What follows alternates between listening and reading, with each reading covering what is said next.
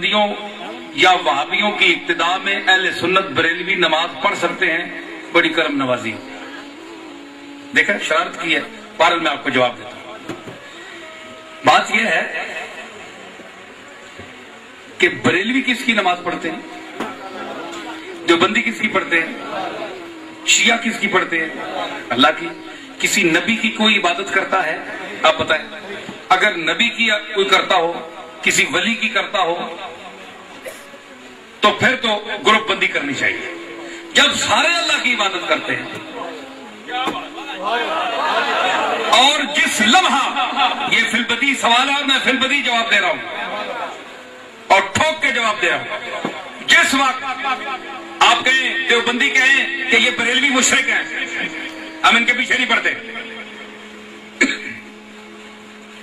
तो जिस वक्त उनको भी गलत फहमी है। बरेलवी साहब जब मुसल्ले पर खड़े होंगे तो अल्लाह को वहदहू ला शरीक मान कर खड़े होंगे, वरना नमाज नहीं होगी।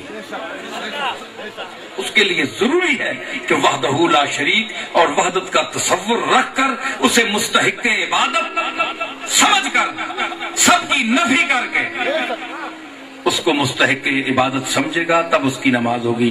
देवबंदी साहब का यह कहना गलत है कि बरेलवी साहब नमाज पढ़ने के वक्त भी मुशरिक हैं।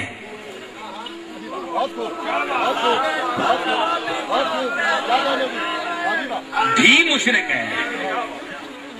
और बरेलवी साहब का यह कहना कि देवबंदियों की नमाज इनके पीछे नहीं होती। भाई, अगर नमाज देवबंदियों की किसी और के लिए होती है, अल्लाह के लिए नहीं होती, तो आप बताएं देवबंदी किसकी नमाज पढ़ते हैं? हम तो यही समझते रहे कि ये भी अल्लाह की पढ़ते हैं। सिर्फ बात यह है इसमें छोटा सा कि जो अल्लाह के बगैर हमें दायरा इस्लाम से खारिज करती है वो गुस्ताखी रसूल है।